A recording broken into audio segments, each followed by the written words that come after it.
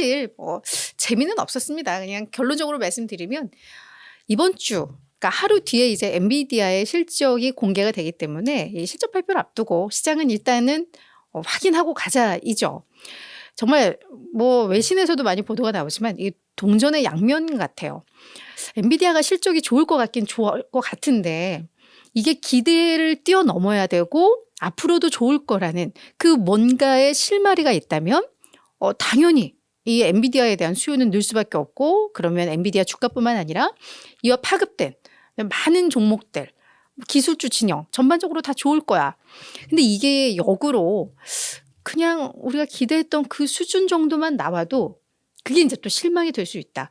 이런 것 때문에 이게 정말 어찌 될지 다들 가늠을 못하는 것 같아요. 그래서 막상 뚜껑이 열리고 내용을 확인하고 시장의 각각의 그런 심리들을 통해서 방향이 결정되는 걸 보고 가는 게 좀 더 안전하다는 생각을 하기 때문에 시장 자체도 조금은 차분한 그런 모습들이 나왔습니다. 지수를 좀 보시면은요. 다우 0.2% 상승을 했습니다. 네, 4만 선을 돌파를 못했어요. 그러면서 사상 최고가는 아니죠. 4만 선을 돌파해야 되니까. 그래도 뭐 양호한 흐름이 나왔고요. S&P 500과 나스닥 지수도 상승폭은 뭐 0.2% 정도로 뭐 미미하지만 그렇지만 또 사상 최고치라는 거 이런 기록은 또 있었습니다.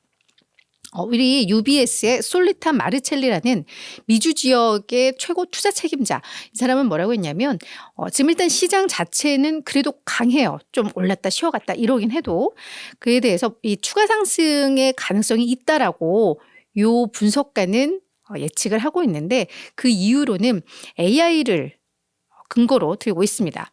지금 AI 테마는 결국 계속 성장도 하고 그 가운데서 뭐 어떤 기업들의 생산성을 향상시킬 수 있는 뭐 그런 역할을 하고 있기 때문에 최소 내년까지 기업들의 두 자릿수의 이익 성장을 이끌 모멘텀은 바로 이 AI야.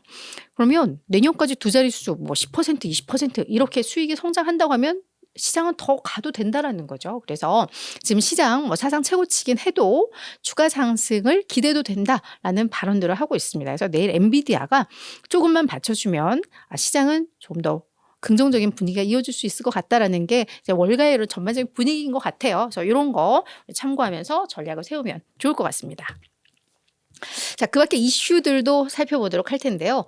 먼저 우리 이번 주에는 연준 인사들의 발언이 아주 줄줄이 예정이 되어 있는데 오늘 크리스토퍼 윌러 연준 이사입니다. 이 사람의 멘트를 오늘은 좀 볼 필요가 있을 것 같아요. 시장에서도 많이 주목을 했는데 이분의 멘트는 뭐 크게 두 가지 파트로 나뉠 것 같습니다. 먼저 하나는 금리 인하를 일찍 시작해서 한번 하고 나서 6개월 텀 주고 이거는 아닌 것 같아. 한다면 약간 이제 추세적으로 내려야 한다라는 류의 발언. 그건 이제 시장에서는 긍정적으로 봤죠. 이래로 그치지 않고 그렇게 되면 뭐 이게 격월이든 매번이든 금리 인하가 시작이 되면 약간 추세로 갈 수가 있겠구나라는 기대감 하나. 또 하나는 대신 금리 인하를 섣불리 해서는 안 된다라는 멘트도 하기는 했습니다. 일단 1, 2, 3월은 CPI가 약간 부담스럽게 나왔고 4월에는 이게 약간 꺾이는 듯한 느낌이 좀 나왔어요. 그래서 그 4월 CPI에 대해서는 긍정적으로 평가를 하면서 다만 아직까지 경제 상황이 좋아. 우리 연준이 원하는 방향대로 경제는 잘 탄탄하게 가고 있어. 하지만 노동시장이 크게 악화되지 않는 이상 이게 악화되지 않으면 결국 인플레가 또 자극될 수가 있잖아요. 그래서 그런 이상 결국은 이 금리 인하라는 카드를 들기 위해서는 인플레이션 데이터가 최소 몇 개월 동안 추세적으로 안정적인 게 확인이 돼야지 우리는 금리 인하에 나설 수 있어. 그렇지 않으면 뭐 한 번, 뭐 두 번 약간 인플레가 꺾였다고 해서 금리 인하를 했다가는 이 노동시장의 강력한 노동시장과 맞물려서 나중에 인플레가 또다시 살아날 수 있기 때문에 이거는 좀 신중해야 돼.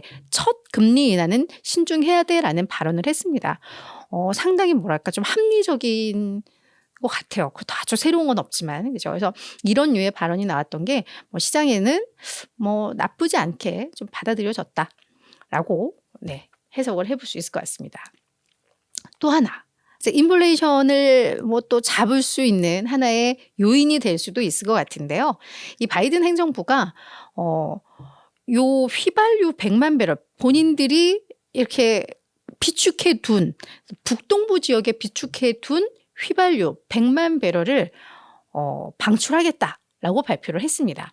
주유소에서 휘발유 가격 인하가 나오도록 그걸 유도하는 거죠. 그래서 공급을 늘리면 결국 가격은 떨어지니까요. 그래서 왜 지금 시점에라고 본다면 7월에 7월 3일, 4일이 이제 독립기념일 연휴죠. 미국은. 그래서 4일은 뭐 미국 증시도 완전 휴장하고 3일은 아마 조기 폐장을 하는 것 같고, 그리고 바로 7월부터 하면 이제 여름 휴가철이 되니까 이제 드라이빙 시즌이 오니까 이 휘발유에 대한 수요가 많을 수밖에 없어요. 그렇게 되면 가격이 오를 거고, 그러면 또 인플레를 자극할 거니까 요거를 막기 위해서 휘발유 100만 배럴을 푼다라는 걸 발표를 한 거죠.